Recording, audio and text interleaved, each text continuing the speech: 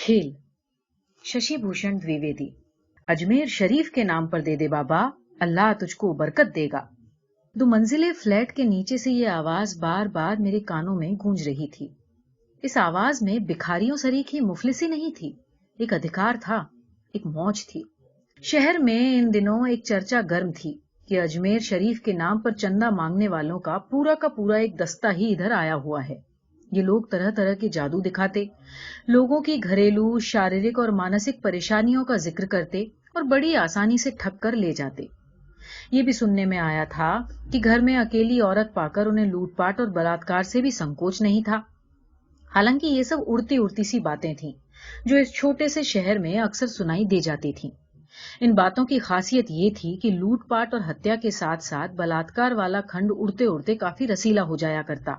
यद्यपि अभी तक इन बातों की प्रामाणिकता संदिग्ध थी, फिर भी बातें थीं कि निरंतर उड़ती रहती। उस दिन मैं घर पर अकेला था। लगातार टीवी देखते देखते थोड़ी ऊब होने लगी, सो चाहे अनचाहे खिड़की से झांक कर देख लिया, और फिर जो दिखाई दिया उस पर हंसी भी आई। एक दुबला पतला मरियल सा नौजवान अपनी घनी काली मूंछों पर हाथ फेरते हुए दहाड़ रहा था, अजमेर शरीफ के नाम पर दे दे बाबा। मैं सोचने लगा कि ये क्या किसी को ठगेगा या लूटेगा। देखने में तो खुद ही लुटा पिटा लग रहा था। फटे हाल, काला सा एक चोगा, सर पर सफेद नमाजी टोपी, गले में अनगिनत मोतियों की माला और हाथ में एक झाड़ू नुमासी कोई चीज। कुल मिलाकर यही उसका रूप था जो पहली नजर में मैंने देखा। एक तो इस वक्त मैं अपने अकेलेपन से उबा हुआ था, दूसरा रहस्य रोमांच भरे उन जादुई किस्सों का आकर्षण भी मुझे खींच रहा था, जो अक्सर शहर की गलियों में सुनने को मिल जाते थे। सो मौका ताड़ कर मैंने पूरी खिड़की खोल दी और झांक कर बाहर देखने लगा। आवाज सुनते ही उस नौजवान ने सिर ऊपर उठाया और मुझे देखकर बड़ी विभत्स हंसी हंसने लगा। मुझे थोड़ा अटपटा लगा, मगर इतने में उसने 3-4 बार अपनी झाड़ू ऊपर घुमाई और आंखें बंद करके मेरी ओर कर दी। मैं भ्रम में पड़ गया कि ये क्या हो रहा है। खैर, जब तक मैं कुछ सोचता वो दनादन ऊपर सीढ़ियां चढ़ने लगा। न चाहकर भी मुझे दरवाजा खोलना पड़ा। जिस अधिकार भाव से वो दरवाजे पर आकर बैठा, वो मेरे लिए कम आश्चर्यजनक नहीं था। मैंने उसे ध्यान से देखा। उसकी लाल लाल आंखें बड़ी भयानक मालूम दे रही थी। पान सने काले दांत जब खुले, तब असहनीय बदबू का एक झोंका कमरे के भीतर आया। मैं उसे देख ही रहा था कि उसने मुझे आदेश दिया, बैठ जा। मैं आज्ञाकारी बालक की तरह चुपचाप बैठ गया। मेरी आंखें उसकी आंखों में थी और उसकी आंखें मेरी आंखों में। हम दोनों एक दूसरे को न हार मानने वाले अंदाज में देख रहे थे। इसी बीच उसने मेरा नाम पूछा। मैं झूठ बोल गया। मैंने कहा, हुसैन। वो हंसा और बोला, नाम तो अच्छा है पर काम अच्छा नहीं है। मुझे प्रभावित करने के लिए उसने तमाम तरीके अपनाए। मेरी दानवीरता, बड़प्पन और महानता की जाने कितनी तरह की बातें एक सांस में वो बोल गया। मैं भी तब बड़ी मुश्किल से अपनी हंसी रोकने में कामयाब था, कारण एक के बाद एक झूठ में बोलता जा रहा था और वो मेरे उज्जवल भविष्य की तमाम बातें दीवार पर लिखी इबारत की तरह बांच रहा था। इस पूरे खेल में मैं उसे बेवकूफ बना रहा था या वो मुझे, कहना जरा मुश्किल है। लेकिन तब तक निश्चित रूप से हार जीत किसी की नहीं हुई थी। लेकिन थोड़ी ही देर बाद भेद खुल गया। मुझे इस बात का तनिक भी आभास नहीं था कि दरवाजे के सामने ही दीवार पर दुर्गा जी का एक कैलेंडर टंगा है। कैलेंडर देखते ही उसने लाल पीली आंखें तरेरते हुए मुझे देखा और मुझसे बोला, मुझसे झूठ बोलता है? सूफी फकीर से झूठ बोलता है? नालायक। मैं एक बार की हक्का बक्का, ये क्या हुआ। इतने में उसने दूसरा बाउंसर फेंका। फर्श से थोड़ी मिट्टी उठाकर माथे से लगाई और कुछ बुदबुदाने लगा। मैं अभी पुराने झटके से उबरा ही था कि उसने मिट्टी वाला हाथ जोर से जमीन पर दे मारा और मुट्ठी खोली तो उसमें दुर्गा जी की एक मूर्ति थी। वो बड़े जोर से हंसा और बोला, तू हिंदू है, मुसलमान नहीं, तू झूठ बोलता है। अब मैं समझ चुका था कि मेरा दाव गलत पड़ा है। सचमुच में हिंदू ही हूं। इस बात का एहसास मुझे उसकी मुट्ठी से निकली दुर्गा जी की मूर्ति से हुआ। मगर मैं भी हार मानने वाला कहाँ था। बोला, बाबा, शायद आपको कुछ गलतफहमी हुई है। मेरा नाम तो उमेश है, आपने शायद हुसैन समझ लिया। मेरे इस जवाब से शायद वो कुछ संतुष्ट हुआ। फिर एक लंबी सांस छोड़ी और गंभीरता से बोला, पहले एक गिलास पानी पिला बच्चा। मैं उसे जल्दी छोड़ने के मूड में था नहीं, इसलिए उठा और एक गिलास पानी ले आया। पानी पीकर वो बोला, फ्रिज का पानी नहीं था क्या? اس کے اس پرشن میں مجھے چھپا ہوا व्यंग بھی نظر آیا. سچ مچ اس سمے تک ہمارے یہاں فریج نہیں تھا. میں نے لاج چھپانے کی غرض سے کہا کہ نہیں، فریج خراب ہے. اس پر وہ مسکرایا. اس کی اس مسکراہٹ نے مجھے اندر تک چڑھا دیا. من تو ہوا کہ سالے کے منہ پر ایک تماچا لگا دوں اور پوچھوں کہ فقیروں کو کب سے فریج کے پانی کی لت پڑ گئی. مگر میں نے ایسا کچھ نہیں کیا. اب تک میں اس کی آنکھوں سے بھی کچھ ڈرنے لگا تھا، پھر بھی ہارنے کو قطعی تیار نہیں تھا. اپنی ویگیانک سوچ اور پڑھے لکھے ہونے کا دمب مجھے ایسا کرنے نہیں دے رہا تھا. خیر، پانی پلا کر میں چپ چاپ اس کے پاس بیٹھ گیا. اب اس کی بات چیت کا انداز بدل چکا تھا. پہلے جہاں وہ بھرسک اردو کا پریوگ کر رہا تھا اور خدا اور پیغمبر کی دہائی دے رہا تھا، وہاں اب امیش نام کے پربھاؤ سے اس کی زبان پر ہندو دیوی دیوتاؤں کو قابض کر دیا گیا تھا. میں ایکا ایک اس کے ویوہار کے پریورتن سے چونکا تو ضرور، مگر پھر مجھے اس کھیل میں مزہ آنے لگا. فقیر اجمیر شریف سے آیا ہے. بابا اجمیر شریف کا پرساد اگر مل جائے تو بڑے بڑوں کی قسمت کا تالا کھل جاتا ہے. بول، بابا کا پرساد لے گا؟ میں چپ رہا. یہ خبیث اب جانے کیا دینے والا ہے. پھر میں نے سوچا کہ دیکھنے میں کیا حرض ہے. اتنے میں اس نے اپنا سوال دہرایا. میں نے کہا تو بولا ہوں نہیں، بول کہ بابا کا پرساد لوں گا. میں نے بھی اس کی عبارت دہرا دی. ادھر میں اس کی عبارت دہرا ہی رہا تھا کہ وہ ہنسا. حقل اچھی ہے مگر کبھی کبھی بدھو بن جاتا ہے. ٹھیک ہے، لے بابا کا پرساد لے، چمتکار ہوگا.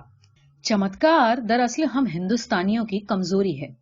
اچھے خاصے لوگ بھی اس چمتکار کے چکر میں بڑے بڑے پاپڑ بیلتے دیکھے گئے ہیں. میں تو ایک ادنا سا انسان تھا، سو وہ جیسا کہتا گیا میں کرتا گیا. بھیتر سے یہی ایک سنتوش تھا کہ اب تک بے وقوف نہیں بنا ہوں. وہ لگاتار چمتکار پہ چمتکار کر رہا تھا اور میں اسے دیکھ رہا تھا. اب بھی اس کی آنکھیں میری آنکھوں کو چھید رہی تھیں. ان آنکھوں کے لال لال ڈورے شراب کی مستی میں مست تھے. گھات پرتیگھات دونوں طرف سے ہو رہے تھے، پر ہارنے کو کوئی تیار نہیں تھا. اس بیچ اس نے میری کچھ ویکتیگت پریشانیوں کا ذکر کیا. حالانکہ اس کی باتیں اسپشٹ تھیں، پھر بھی مجھے چونکانے کے لیے اس میں کافی کچھ تھا. لگ رہا تھا کہ جیسے اس نے میری کمزور نس پکڑ لی ہے. وہ دھیرے دھیرے اس نس کو دباتا اور بڑی آسانی سے میں اس کی گرفت میں آ جاتا. اس نے ہوا میں ہاتھ گھمایا اور ایک موتی میری ہتھیلی پر رکھ کر مٹھی بند کر دی اور بولا، جا، تیری جیب میں 100 کا ایک نوٹ ہے، اسے اس میں ہلدی کے ساتھ لپیٹ کر جلدی سے لے آ، پھر دیکھ بابا کا کمال. میں نے موتی مٹھی میں بند کر لیا اور کمرے کے بھیتر آ گیا. پرس میں سے 100 کا ایک نوٹ نکالا اور اسے ہلدی کے ساتھ لپیٹ کر باہر آ گیا. اب تک میرے من میں کئی یوجنائیں پک چکی تھیں. میں نے سوچا کہ اگر وہ نوٹ چھیننا بھی چاہے گا تو یہ اس کے بس کا نہیں ہوگا، اور اپنے آپ تو 100 کا نوٹ میں سے دینے سے رہا. خیر، اس بیچ آتم رکشا کے بھی کئی اپائے میں نے کر لیے. مثلاً الماری سے چاقو نکال کر جیب میں ڈال لیا اور ایک ڈنڈا نکال کر دروازے کے پیچھے چھپا دیا. حالانکہ اس بیچ کسی چمتکار کی کھشن سی آشا بھی میرے من میں تھی. اسے کیسے چھپاؤں؟ سنسکار وش سادھو سنتوں اور فقیروں کے پرتی من میں اتنا اوشواس نہیں تھا. سو ہر طرح سے اپنا بچاؤ کرتے ہوئے میں نوٹ لے کر اس کے سامنے آیا. اس نے نوٹ لیا اور زور سے ہنسا. وہ اس کا ہنسنا کم اور کمبھ کرنی ٹھہکا زیادہ تھا. ٹھہکا لگاتے ہی اس نے اپنا ہاتھ زور سے زمین پر پٹکا. ہاتھ میں لیا نوٹ سچ مچ غائب ہو چکا تھا. اب اس کی جگہ ایک تابیج شیش رہ گیا تھا. میری تو جیسے سانس ہی رک گئی. بدھی نے کام کرنا بند کر دیا. اس بیچ وہ فقیر آنکھیں بند کیے دعائیں پڑھ رہا تھا اور میرے من میں اپنے روپیوں کو لے کر گھماسان مچا ہوا تھا. کھشن بھر میں 2-3 یوجنائیں میرے من میں کوند گئی اور میں سترک ہو گیا. اتنے میں اس نے آنکھیں کھولی اور کھینسے نپورتا ہوا بولا، جا جا جا، بابا نے تیرا کام پکا کر دیا. مہینے کی 15 تاریخ تک تیرے 5 کام پورے ہو جائیں گے. میں کچھ سمجھا کچھ نہیں، کیونکہ اب بھی میرے دماغ میں اپنے 100 روپے کے نوٹ کو لے کر اتھل پتھل مچی ہوئی تھی. میں نے ترنت جھپٹ کر اس کا جھولا لے لیا اور تیش میں آ کر بولا، ناٹک مت کرو، بہت ہو چکا. میرے 100 روپے واپس کرتے ہو یا نہیں؟ اتنا سننا تھا کہ اس کی آنکھوں کے لال لال ڈورے اور لال ہو گئے. ارے بجات، بابا نے تیرا کام پکا کر دیا ہے. پیسہ تو ہاتھ کا میل ہوتا ہے، میں تو اسے بال برابر بھی نہیں سمجھتا. وہ لگاتار بکے جا رہا تھا اور اشلیل گالیاں دے رہا تھا. ادھر میری زبان پر ایک ہی بات تھی کہ میرے پیسے واپس کرتے ہو یا نہیں. ابھی تک جو چیز میرے لیے ایک محض کھیل تھی وہ اچانک میری اسمتا کا پرشن بن چکی تھی. میں تیار تھا کہ اگر اس نے کچھ گڑبڑ کی تو میں دروازے کے پیچھے چھپا اپنا ڈنڈا اٹھا لوں گا. اب سوچتا ہوں تو لگتا ہے کہ ان ساری بودھک کریاؤں کے پیچھے میری راجنیتی ہی کام کر رہی تھی. آخر جیتنا مجھے ہی تھا اور اس کے لیے میں کسی بھی سیما تک جا سکتا تھا. شاید وہ میرے اس کھیل کو سمجھ گیا، اس لیے اس نے ایک انتم داؤ کھیلا. تعبیز میرے ہاتھ سے لے کر ایک بار پھر ہاتھ گھمایا، میرا نوٹ میرے ہاتھ پر رکھ دیا. میری جان میں جان آ گئی، مگر کھیل ابھی ختم نہیں ہوا تھا. بابا اجمیر شریف کی دہائی اب بھی جاری تھی. بیچ بیچ میں لکشمی، درگا اور جے شری رام کے ادگھوش بھی ہو جاتے. اب وہ 100 روپے سے اتر کر 50 پر آ گیا اور اجمیر شریف پر چادر چڑھانے کی بات کرنے لگا.